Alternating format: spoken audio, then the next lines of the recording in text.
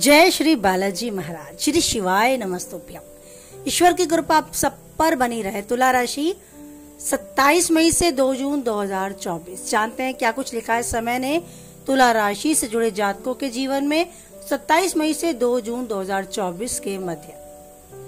तुला राशि से जुड़े जातकों के लिए ये सप्ताह बात से बात बनेगी और बात से ही बात बिगड़ भी सकती है।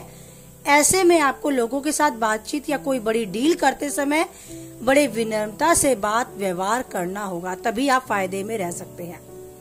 तो वही इस सलाह की अनदेखी करने पर आपको बड़ा आर्थिक नुकसान तक झेलना पड़ सकता है। आपको इस बात का विशेष रूप से ध्यान देना होगा। हो सकता है घर परिवार, हो सकता है कार्य क्षेत्र में आपके बात व्यवहार से आप किसी को बहुत अच्छे से प्रभावित कर पाएं, या ऐसा भी हो सकता है कि किसी विपरीत परिस्थिति का भी सामना करना पड़े और कारण बने आपका व्यवहार। तो बहुत सोच समझ के, बहुत धैर्य, बहुत विनम्रता के साथ और कहें तो बुद्धि और विवेक के साथ इस ओर आगे बढ़ें। नौकरी पेशा लोगों को अपने कार्य क्षेत्र में अपने जूनियर के साथ अच्छे ढंग से पेश आना ही होगा। किसी भी तरह से उनका अपमान करना या कटु वचन बोल देना या अपना क्रोध उन पर जाहिर करना आपके लिए बहुत बड़ा नुकसान ला सकता है। कार्य क्षेत्र में किसी की गलत बात का समर्थन आपको करने से बचना होगा।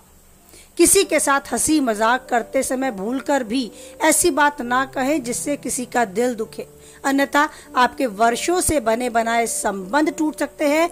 आपकी खुद की पर्सनैलिटी, खुद के व्यवहार, खुद के व्यक्तित्व पर भी आंच आ सकती है। हो सकता है आप बहुत अच्छे मूड में हो लेकिन सामने वाला ना हो, तो आपकी अच्छी बात भी उसे गलत लग सकती है। इस बात का विशेष रूप से ध्यान दें। इस दौरान आपको शुभ और सौभाग्य का भी साथ मिलेगा, लेकिन आपको ध्यान रखना होगा समय की महत्व को। किसी प्रभावी व्यक्ति की मदद से लंबे समय से अटका काम प्रगति पर आएगा। इस दौरान आपके सत्ता सरकार से जुड़े काम भी बनते आपको नजर आएंगे। आपके स्वजनों एवं शुभ चिंतकों से मिले सहयोग और समर्थन के कारण भविष्य में 2 कदम आगे बढ़कर ही आप काम करने की सोच पाएंगे और काफी हद तक अपने योग्यता, अपनी जिम्मेदारियां दूसरों को दिखाने में और खुद को साबित करने में काफी हद तक आप सफलता भी पाएंगे। आपके व्यवसाय में आप कुछ नई योजना बनाएंगे जिन पर अमल कर जिन पर उतर कर आप काफी हद तक अपने व्यवसाय को उन्नत कर पाएंगे और विस्तार रूप देने में अपनी योग्यता भी दर्ज कर पाएंगे।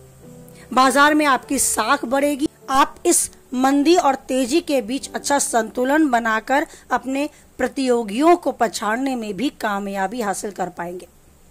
लेकिन आपको इस दौरान ये विशेष रूप से ध्यान देना होगा कि अपने कार्य क्षेत्र को सुचारू रूप से चलाने के लिए, बाजार में अपनी योग्यता दर्ज कराने के लिए आपके व्यवहार पर आपको कंट्रोल करना होगा।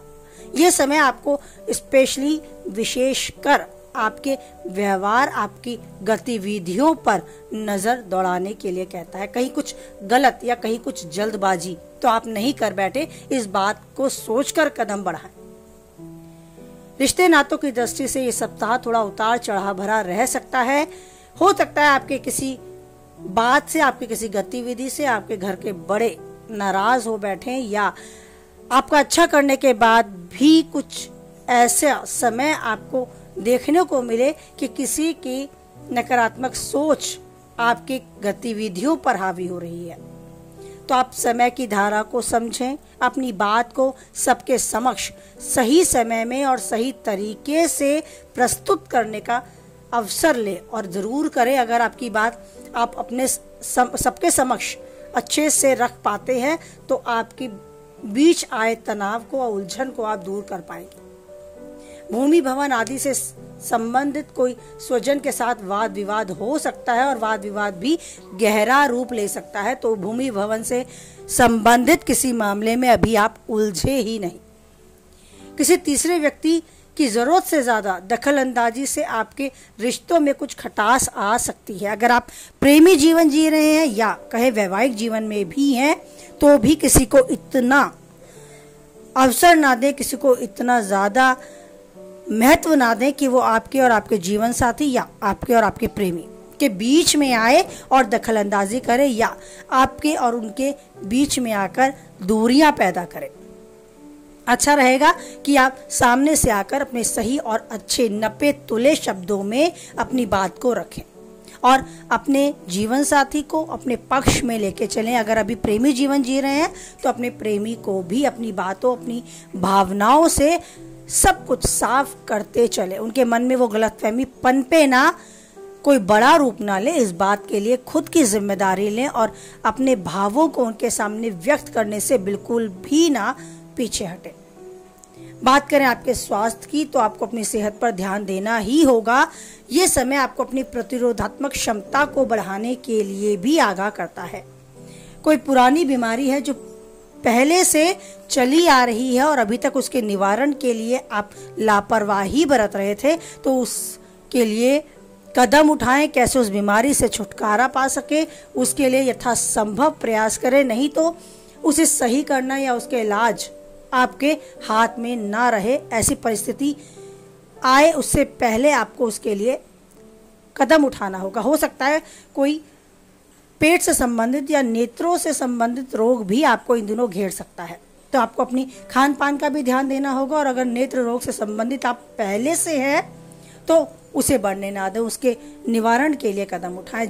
ये बात बहुत ध्यान से अपने मन में बसा कर रखें कि आपके लिए सबसे ज़्यादा महत्व आप खुद रखते हैं। अगर आप खुद की वैल्यू को समझेंगे, खुद अपना ध्यान खुद से रखेंगे, तो बाकी सब कुछ जीवन में संभव हो पाएगा और सफल हो पाएगा।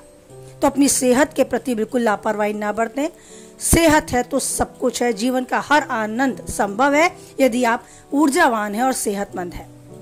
तो अपने जीवन में चारों ओर एक सकारात्मक ऊर्जा भी आवश्यक है, जो इन दिनों आपको थोड़ी सी गिरती नजर आएगी। उसके लिए जरूरी है आत्मचिंतन करें, अपना आंकलन करें कि यदि आप गलत हैं तो क्यों है और उस गलती को कैसे सुधारा जा सकता है। लेकिन यदि आप मानते हैं कि काफी हद तक आप सही हैं तो अपने विश्वास को दृढ़ करें, उस ईश्वर पर विश्वास बनाए रखें, उनसे अपनी की गई गलतियों की माफी मांगे और कैसे आगे आपका रास्ता सुलभ हो उसके लिए उस ईश्वर से कृपा और आशीर्वाद पाए।